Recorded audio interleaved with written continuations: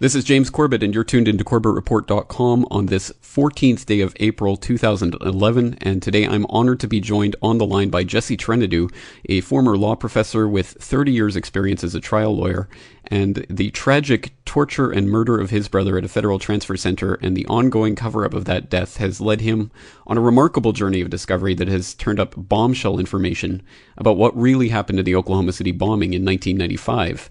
And more information on the case can be found at KennethTrentadue.com. That's Trentadue. Mr. Trentadue, thank you so much for taking the time to talk with us today. Well, thank you for having me. Well, Jesse Trentadue, my longtime listeners will no doubt be somewhat familiar with the story of your brother and how it relates to the OKC bombing. And it's a story that I have referenced numerous times before on my podcast and in my videos. And that story generally begins with your brother's death. But before we get to that part of the story, I would like to take a moment to hear a bit about your brother and your relationship with him, because I think it's easy to forget that we are talking about a real human being here who really did lose his life for what it now appears was a case of mistaken identity. So can you flesh that out for us and tell us a little bit about your brother and the kind of person that he was? Well, we grew up in a southern Appalachian coal camp and had the good fortune to be able to migrate to California in the early 1960s. Kenny was a very bright man, very popular. He, unfortunately, at that time is when the drug problems were starting to come onto the American scene. And he got into drug use. He enlisted in the Army, and like so many people during the Vietnam War, especially young men, came back as heroin addicts. To support his habit, he robbed a bank. He was caught. He confessed and pled guilty and went and did his time in jail. And he served his time.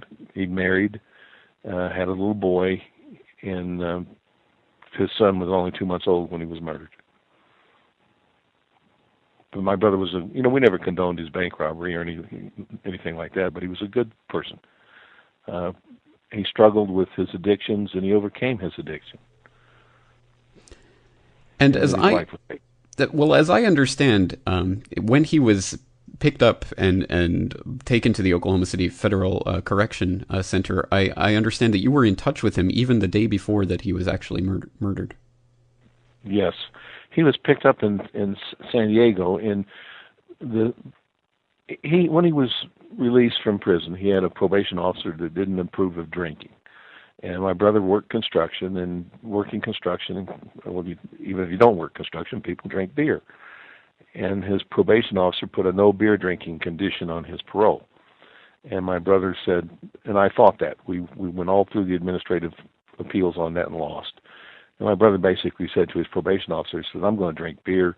You know where I live. If you think that's enough to send me back to prison, come and get me.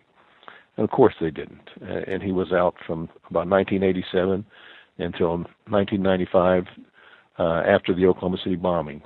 And suddenly he is picked up allegedly for a parole violation and sent to Oklahoma City for what we were told would be a parole violation hearing. He arrived there on a Friday night. I spoke with him Saturday evening.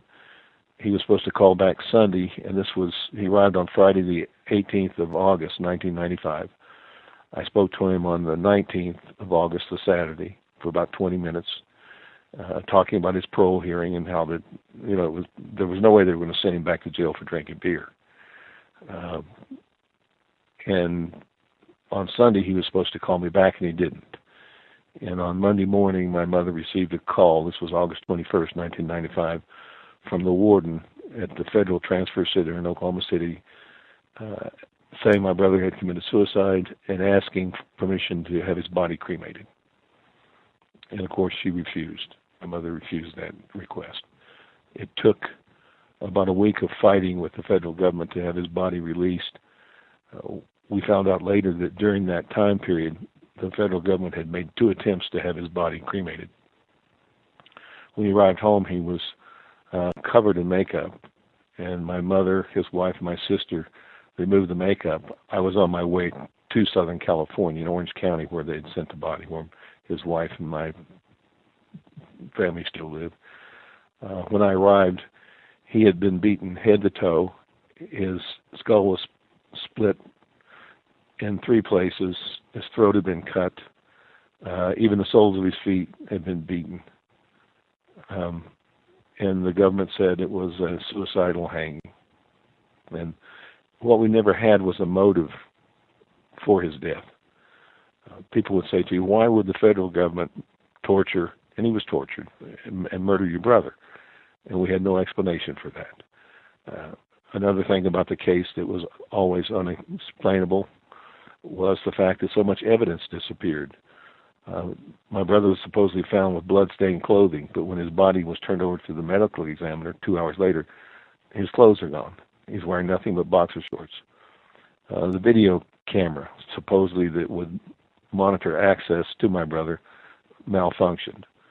The logbooks that would have shown who came and went from the institution with access to my brother either disappeared, or the pages on the dates my brother was there were torn out. The crime scene photographs disappear. The medical examiner is not allowed access to the death scene. When he finally is allowed access to the death scene 4 months later, it had been painted and cleaned up. And this is all done by the FBI and the Department of Justice. And we could never understand why this kind of resistance was coming from the government. Before we move on, so just to be clear, he was picked up for allegedly a parole violation in San Diego, and then he was transferred to Oklahoma City. That's a considerable distance. Is that? I mean, how unusual is that in itself? I don't practice criminal law, although I still laugh at it. Some people say it's a crime. I'm a lawyer, but I now know. At the time, it didn't seem unusual because I knew nothing about criminal law. I now know that it should not have happened. The crime he committed was in Southern California, the robbery. His probation officer was in Southern California. The judge who sentenced him was in Southern California. He should have been brought back in front of the judge who had sentenced him, and they would have had a hearing on whether or not he had violated his parole.